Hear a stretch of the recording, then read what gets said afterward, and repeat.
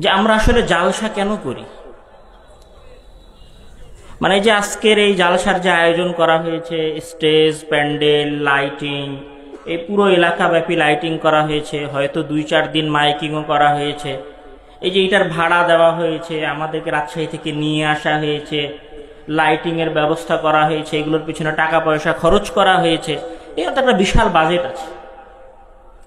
আমার ধারণা যে 1.5-2 টাকা খরচ হয়েছে। আসলে এই টাকা খরচ করে এই জালসাটা কেন করা হলো, আর আপনারা কেন এসেছেন বলতে পারবেন কেউ?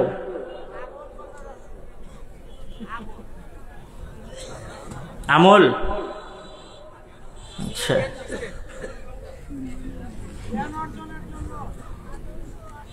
সমস্যা হচ্ছে আমি আজকে একটু খোলামেলা কথা বলি, খারাপ লাগলে ছোট ভাই মনে করে মাফ করে দিবেন। সত্যি কথা বলতে আপনারাও যেমন পরিষ্কার ভাবে জানেন না যে জালসায় কেন এসেছি, তেমন ভাবে কমিটিও জানে না যে আমরা কেন জালসা করেছি। জালসা হতো, জালসা করতে হবে, তাই জালসার আয়োজন হয়েছে। আর মানুষ, সমাজের মানুষ মনে করছে ওইখানে একটা জালসা আছে, আব্দুর রাজ্জাক বিন ইউসুফ সাহেব আসবে, যেতে হবে, তাই চলে এসেছে। বাস্তবে জালসা কেন হচ্ছে আর আমি শ্রোতা হয়ে কেন আসছি সেটা লক্ষ্য উদ্দেশ্য কেউ জানে না। তো আমার আজকে প্রথম যে কথা সেটা হচ্ছে যে লক্ষ্য উদ্দেশ্যকে ঠিক করতে হবে।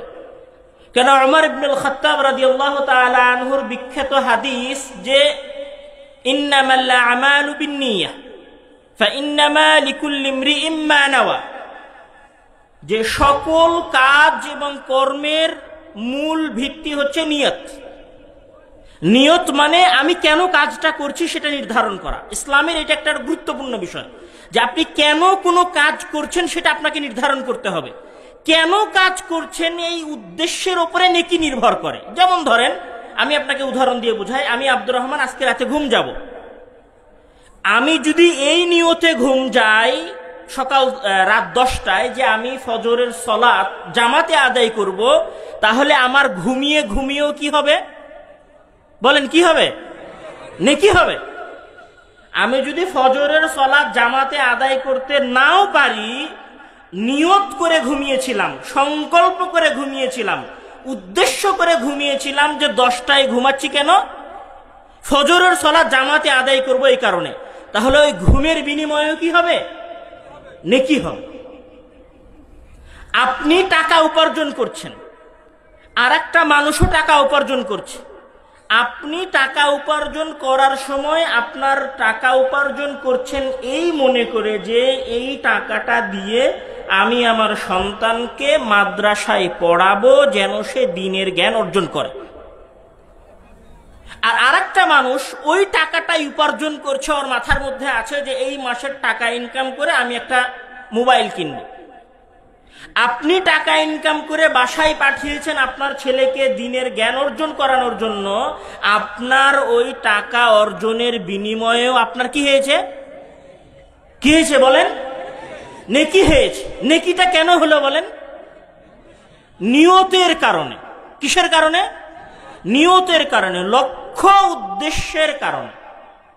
যদি লক্ষ্য উদ্দেশ্য ভুল হয় তাহলে নেকি হবে না। লক্ষ্য উদ্দেশ্য যদি ভুল হয় তাহলে কাজ ভালোভাবে বাস্তবায়ন হবে না। তাহলে সবার আগে, শুধু এই জালসা দিয়ে না, বাংলাদেশের যে কোনো জালসা কমিটির জালসা করার আগে নিয়ত পরিচ্ছন্ন করা উচিত যে আমি এই জালসা করছি যেন আমার এলাকার 10টা মানুষ হলেও কি পায়? হেদায়েত পায়। লক্ষ কোটি টাকা খরচ করে বিশাল বড় প্রোগ্রাম করেছে, লাখ লাখ মানুষ আসছে, নিয়ত হচ্ছে কি? শো অফ করা। নিয়ত হচ্ছে কি? শো অফ করা। মানুষ আসবে ঠিক লিল্লাহে তাকবীর আল্লাহু আকবার বলে চিল্লাবে, যাওয়ার সময় দেখবেন সবগুলো মোবাইল চুরি করে নিয়ে চলে গেছে। যাওয়ার সময় দেখবেন যে সবচেয়ে বেশি মানুষের ক্ষতি হয়েছে ওই জালসার পেছনে, মানুষ কিছু শিখেনি। কেননা প্রোগ্রাম যেটা করা হচ্ছে সেটা নিয়তের ভুল আছে। সর্বপ্রথম আমরা যারা এই প্রোগ্রামে এসেছি তাদের সকলের নিয়ত বিশুদ্ধ হতে হবে। নিয়ত হতে হবে দ্বীনের জ্ঞান অর্জন করা, দ্বীনের জ্ঞান শেখা। কেন নিয়ত হতে হবে দ্বীনের জ্ঞান শেখা? সেটার ফায়দা কি? সেটার প্রথম ফায়দা তো যে আপনি উপকার পাবেন এই জালসায়। দ্বিতীয় ফায়দা হচ্ছে রাসূল সাল্লাল্লাহু আলাইহি ওয়াসাল্লাম বলছেন, মান সালাকা তরিকান ইয়ালতামিসু ফীহি ইলমান সাহালাল্লাহু লাহু বিহি তরিকান ইলাল জান্নাহ। যে যখন কোনো ব্যক্তি জ্ঞান অন্বেষণ করা, জ্ঞান খোঁজা, জ্ঞান অর্জন করার জন্য চলাফেরা করলো, মানে সে হেদায়েত প্রাপ্ত না, ধরেন সে মোবাইল চালায়, গেম খেলে, পরকীয়াতে আসক্ত, বা পাপ করে, বা সালাত আদায় করে না, তখন তার মনের মধ্যে সে চায় যেন সে ভালো হয়, সে ভালো হওয়ার চেষ্টা করে। সেই ভালো হওয়ার চেষ্টা থেকে ধরেন সে এই জালসায় উপস্থিত হয়েছে। এই জালসায় সে উপস্থিত হয়েছে দ্বীনের জ্ঞান অর্জন করার জন্য, দ্বীন সম্পর্কে জানার জন্য, দ্বীন সম্পর্কে কিছু শেখার জন্য। তখন রাসূল সাল্লাল্লাহু আলাইহি ওয়াসাল্লাম বলছেন, সাহালাল্লাহু লাহু বিহি তরিকান ইলাল জান্নাহ। আল্লাহ তাআলা তার ওই চেষ্টার মাধ্যমে যদি দ্বীনের জ্ঞান অর্জন করা উদ্দেশ্য হয়, তাহলে আল্লাহ তাআলা তার জান্নাতে যাওয়ার রাস্তা সহজ করে দিবে। এখন আপনাদের মধ্যে যারা আজকে নিজেদের বাসা থেকে এখানে জালসায় এসেছেন, কেউ কি এই নিয়ত করে প্রোগ্রামে এসেছেন যে আজকের প্রোগ্রামে গেলে আমার জান্নাতে যাওয়াটা সহজ হবে? আজকের প্রোগ্রামে যারা উপস্থিত হয়েছেন তারা কি কেউ এটা মনে করেছেন যে এখানে কিছু শিখবো, এখান থেকে সেটা শিখে যাওয়ার পরে বাসায় গিয়ে আমল করব, যে আমল করার মাধ্যমে আমি সঠিক পথে থাকব? এই নিয়ত যদি আপনি করে থাকেন তাহলে আল্লাহ তাআলা আপনার জান্নাতে যাওয়ার রাস্তা সহজ করে দিবে। এই কথার পরের কথা হচ্ছে যে এখানে আমরা সবাই যুবক এসেছি, এই জালসায় উপস্থিত হয়েছি, গত বছরও জালসা হয়েছে, এখনো জালসা হচ্ছে, আগামীতেও জালসা হবে, কিন্তু এত জালসা হওয়ার পরেও কি আমাদের সমাজের অবস্থার পরিবর্তন হয়েছে? আজকে এখানে যতগুলো লোক উপস্থিত আছেন, 31st নাইটে এর চাইতেও কম লোক উপস্থিত ছিল, কিন্তু আপনার সারা গ্রাম গানের আওয়াজে কাঁপছিল। কাঁপেনি? এই গ্রাম না হলে পাশের গ্রাম, পাশের গ্রাম না হলে তারপরের গ্রাম। কিন্তু এই জালসায় যারা উপস্থিত হয়েছে তারাও তো যুবক, তারাও তো দ্বীনের জ্ঞান অর্জন করার জন্য আসছে। ওয়ে বলছে আমি ইসলামী জালসায় এসেছি, কিন্তু এই ইসলামী জালসায় আসার পরেও আমাদের সমাজের যে অবস্থা আগে ছিল সে অবস্থা এখনো আছে। আমি এইখানে আপনাকে দুইটা যুবকের গল্প শোনাবো, দুই ধরনের যুবকের গল্প শোনাবো, যাদের কথা মহান আল্লাহ তাআলা কোরআনের মধ্যে উল্লেখ করেছে। তার মধ্যে একদল যুবকের কথা আপনারা সকলেই জানেন যে কোরআনের মধ্যে একটা সূরা আছে, সূরাতুল কাহাফ। নাম শুনেছেন কোনদিন সূরা কাহাফের? ওই সূরা কাহাফের প্রথম 10 আয়াত যদি কেউ পড়ে তাহলে আল্লাহ তাআলা তাকে দাজ্জালের ফিতনা থেকে মুক্তি দান করে। ওই সূরার মধ্যে মহান আল্লাহ তাআলা কাদের কথা বলেছে? কয়েকজন যুবকের কথা বলেছে। ইন্নাহুম ফিতয়াতুন আমানু বিরাব্বিহিম ওয়াজিদনাহুম হুদা। কি রকম যুবকের কথা বলেছে? কয়েকজন যুবকের কথা বলেছে যারা দ্বীনের জ্ঞান অর্জন করেছিল, আল্লাহ তাআলার উপর বিশ্বাস স্থাপন করেছিল। কেমন সমাজে? বাদশাহ দাকিয়ানুসের সমাজে, যখন পুরো সমাজের মানুষ পাপাচারে লিপ্ত, যখন পুরো সমাজের মানুষ পথভ্রষ্টতার মধ্যে আছে, এই রকম সময়ে গুটি কয়েক মানুষ দ্বীনের ওপরে ছিল। তো তাদের দ্বীনের উপরে থাকাটা আল্লাহ তাআলার কাছে এত পছন্দনীয় ছিল, এত পছন্দনীয় ছিল, এত পছন্দনীয় ছিল যে তাদের ওই ঘটনার 1000 বছর পরে তাদের ওই ঘটনাকে মহান আল্লাহ তাআলা কোরআনের মধ্যে নাজিল করে দিয়েছেন। আর কিয়ামত পর্যন্ত মানুষ সেই ঘটনা পড়বে আর সেই যুবকদের কথাকে স্মরণ করবে। তারা আপনাদের মতোই যুবক ছিল। এখানে যারা বসে আছেন তাদের মতোই, ওই যে ওখানে গল্প করছে, যে আপনাদের বাজারে গল্প করছে, যে মানুষটা এখানে আছে, আপনাদের যারা যুবক আছে তাদের মতোই যুবক ছিল। কিন্তু তারা কিরকম ছিল যে তাদের কথা মহান আল্লাহ তাআলা কোরআনের মধ্যে উল্লেখ করেছেন। আর আপনার সিরিয়াল করা হলে আপনি জান্নাতে যাওয়ার সিরিয়ালের লিস্টে আসবেন কিনা সেটাই ভালো জানে আল্লাহ। দ্বিতীয় আরেকজন যুবকের কথা মহান আল্লাহ তাআলা পবিত্র কোরআনের মধ্যে উল্লেখ করেছেন, যেটা সহিহ মুসলিমের মধ্যে যেই যুবকের ঘটনা এসেছে, যেটা সূরা বুরুজের মধ্যে আপনারা আসহাবুল উখদুদের ঘটনা শুনেছেন।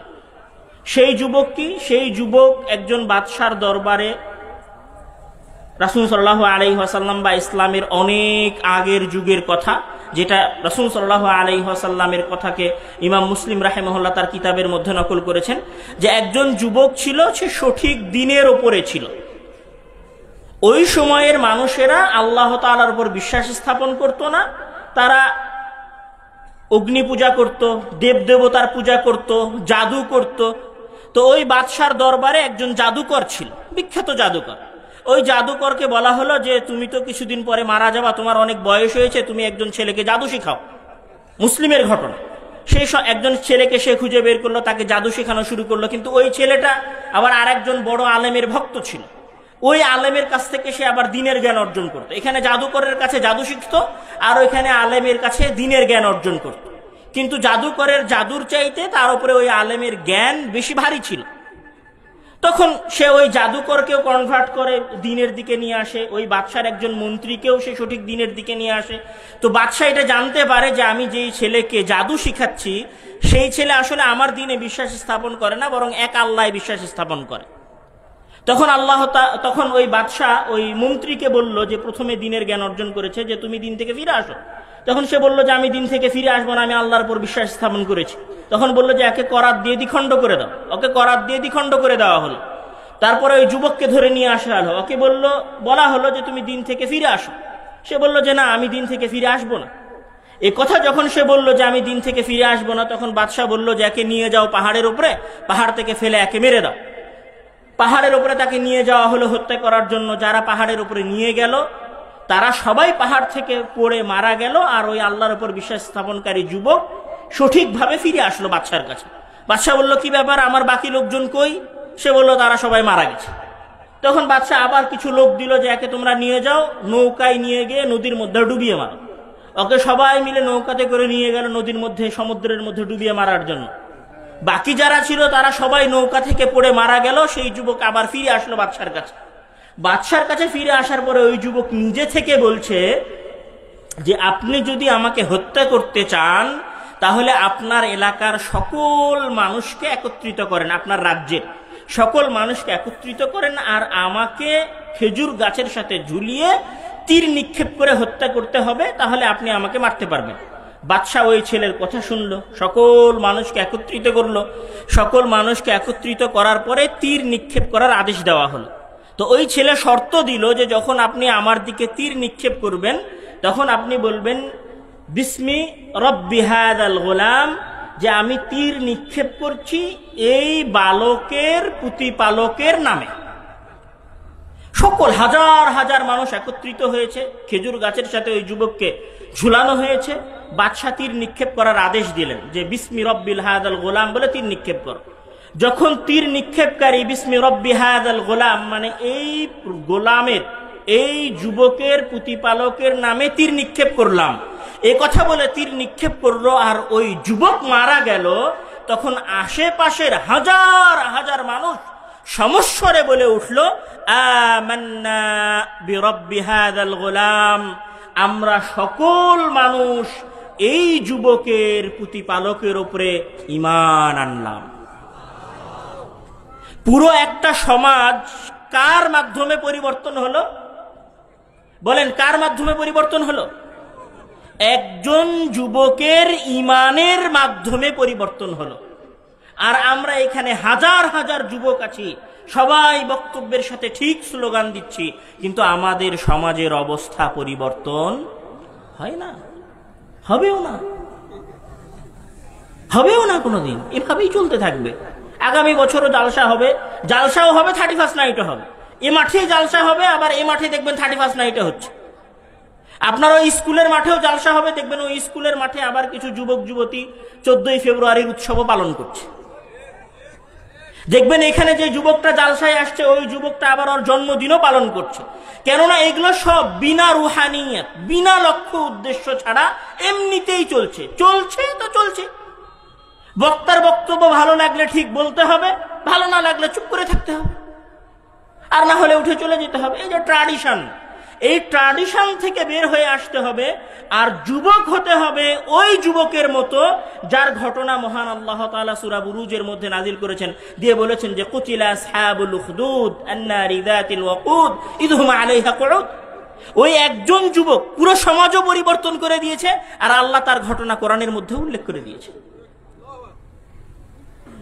এইরকম আরো ইসলামের ইতিহাসে অসংখ্য যুবকের ঘটনা পাওয়া যাবে যারা ইসলামের দাওয়াতি কার্যক্রম করেছে, সমাজকে পরিবর্তন করার চেষ্টা করেছে। আজকে আমার পুরো বক্তব্যের সারমর্ম হচ্ছে, আসলে